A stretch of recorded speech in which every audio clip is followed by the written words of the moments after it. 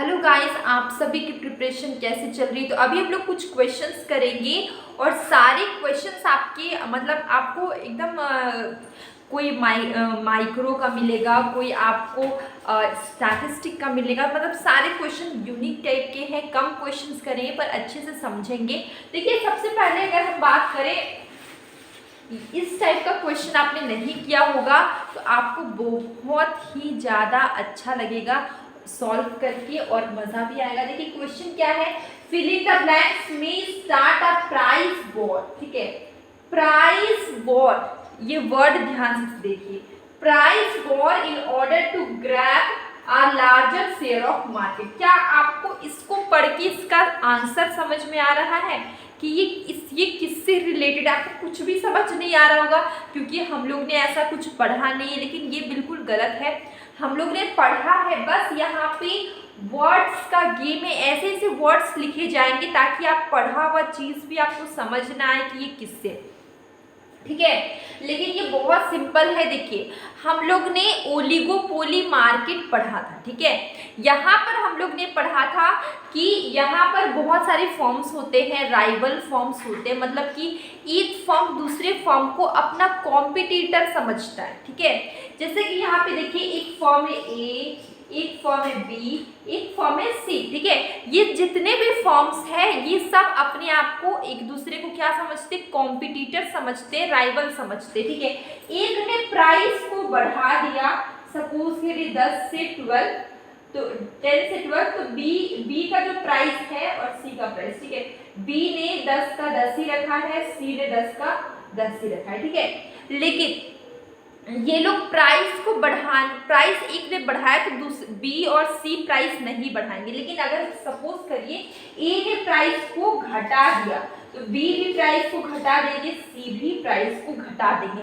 यहाँ पर प्राइस को लेके वॉर होती है। ठीक है, प्राइस वॉर होती है। देखिए यहाँ पे ए ने प्राइस को डिक्रीज किया तो बी ने और सी ने भी प्राइस को डिक्रीज किया, तो यहाँ पे प्राइस वॉर है। और प्राइस वॉर की बात की जाए तो ये सिर्फ ओलिगोपोली मार्केट में होता है कि यहाँ पर जो कॉम्पिटिटर्स होते हैं एक दूसरे, एक अगर प्राइस को घटाते तो दूसरे और तीसरे भी उनको देख के प्राइस को घटाएंगे। क्यों घटाएंगे? देखिए, ए ने प्राइस को घटाया, ठीक है, डिक्रीज किया, जितने भी कस्टमर होंगे ये मतलब same product A B C तीनों बेच रहे, जितने भी कस्टमर है सारे कस्टमर चले जाएंगे ए के पास। ठीक है, तो बी और सी ने सोचा कि सारे कस्टमर ए के पास जा रहे क्योंकि उसने तो प्राइस को डिक्रीज किया, तो अब उनको देखा देखी बी और सी भी प्राइस को डिक्रीज कर देंगे। ठीक है, तो ये जो प्राइस वॉर की बात हो रही है ये आपको ओलिगोपोली मार्केट में मिलेगा, इसलिए इसका आंसर होगा ओलिगोपोली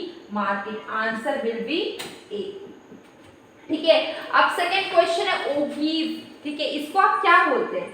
ठीक है, ये है आपका स्टैटिस्टिक का क्वेश्चन, बहुत बेसिक क्वेश्चन है। आपने क्लास 11-12 में भी अगर स्टैटिस्टिक किया होगा तो आपको ये इसका आंसर तुरंत आप झटके से बता देंगे। अगर आप इस वीडियो को लाइव देख रहे हैं तो आप इसका मतलब आप इसका आंसर आप कमेंट बॉक्स में बताइएगा कि इसका आंसर क्या है। साथ साथ मेरे बताने से पहले देखिए, इसका आंसर होगा आपका यहाँ पे होगा फ्रीक्वेंसी। फ्रीक्वेंसी थोड़ा सा यहाँ पे इरेज हो गया था।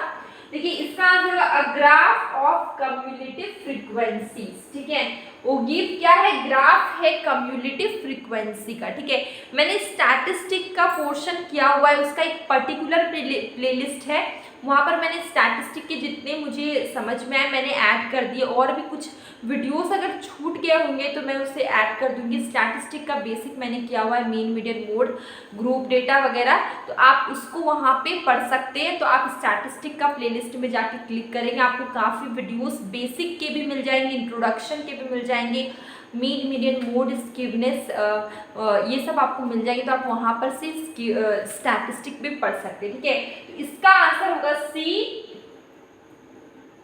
Graph of cumulative frequency. यहाँ पे देखिए डेटा थोड़ा सा इरेज हो गया था। ठीक है, अब देखिए नेक्स्ट क्वेश्चन, अपॉर्चुनिटी कॉस्ट। ये बहुत बेसिक सा क्वेश्चन है। अपॉर्चुनिटी कॉस्ट आपने माइक्रो इकोनॉमिक्स में पढ़ा होगा। अपॉर्चुनिटी कॉस्ट अगर एकदम बेसिक माइक्रो की बात करें, अपॉर्चुनिटी कॉस्ट क्या है, नेक्स्ट बेस्ट अल्टरनेटिव, क्या है, नेक्स्ट बेस्ट अल्टरनेटिव, ठीक है।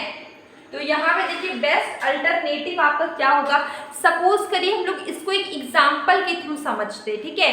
एक एग्जाम्पल क्या हमारा, सपोज करिए कि आपके पास यहाँ पे, अगर आप समझ लीजिए आप अकाउंटेंट का जॉब कर रहे हैं और आपको सैलरी मिल रहा है 30K, कितना मिल रहा है, 30K, 30,000, ठीक है।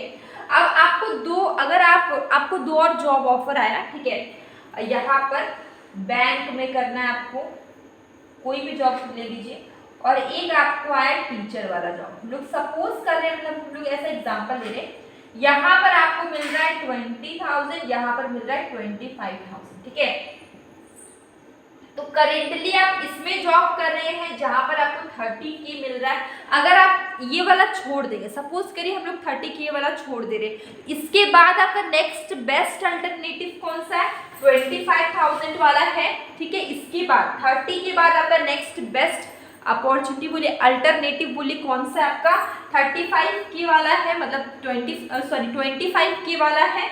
तो आप इसको अगर छोड़ देंगे तो आप नेक्स्ट चुनेंगे वो 25 को चुनेंगे, ठीक है। तो अपॉर्चुनिटी कॉस्ट क्या है, नेक्स्ट बेस्ट अल्टरनेटिव, ठीक है। नेक्स्ट मतलब जो अभी आप जिस सिचुएशन में है उसके बाद जो बेस्ट होगा आप उसी को चुनेंगे, इसको बोलते हैं अपॉर्चुनिटी कॉस्ट। अब हम लोग ऑप्शंस को देखते हैं कि ऑप्शंस में क्या लिखा हुआ है। देखिए first option is a cost that can not be avoided regardless of what is done in future, okay. First क्या है कि क्या बोला गया, a cost that can not be avoided, ठीक है। ऐसा कॉस्ट जो अवॉइड नहीं हो रहा है regardless of what is done, आपने जो भी किया फ्यूचर में, ये तो नहीं आंसर होगा, ठीक है।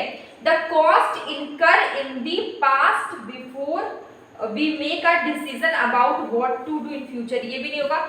दैट विच वी फॉरगो, ठीक है, और give up when we make a choice on a, देखिए क्या बोला गया, सेम चीज कि आपको अगर ऐसा कोई ऑफर मिलेगा करेंटली कि अगर आप इस सिचुएशन में हैं और इसके बाद आपको जो बेस्ट मिलेगा आप उसी पे जाएंगे, आपको वहीं पे लिखा हुआ है, देखिए दैट विच वी फॉरगो, ठीक है, वी फॉरगो और give up when we make a choice और अ डिसीजन। आप फर्स्ट वाले ऑप्शन को छोड़ेंगे तो सेकंड आपका जो बेस्ट होगा आप उसी को, बेस्ट अल्टरनेटिव होगा आप उसी को चुनेंगे। तो इसका आंसर वही है, ये वाला है आंसर, आंसर है आपका सी, ठीक है। Answer will be C, opportunity cost, ठीक है। तो ये हमारे कुछ क्वेश्चंस थे जो कि आपकी प्रीवियस ईयर के क्वेश्चन पेपर के क्वेश्चंस थे। तो अगर आपको और भी क्वेश्चंस करना हो या फिर कोई भी चैप्टर करना हो बेसिक सा, तो आप प्लीज़ कमेंट बॉक्स में बताइएगा ताकि मैं उससे करवा पाऊँ। और अगर कोई भी डाउट हो, कंफ्यूजन हो, वो भी आप बता सकते हैं। डेली शॉर्ट आता है जिसमें कि क्वेश्चंस पूछती हूँ मैं, तो आप उसका आंसर कमेंट बॉक्स में ज़रूर करिए। तो अब हम लोग मिलेंगे कल एक न्यू वीडियो में।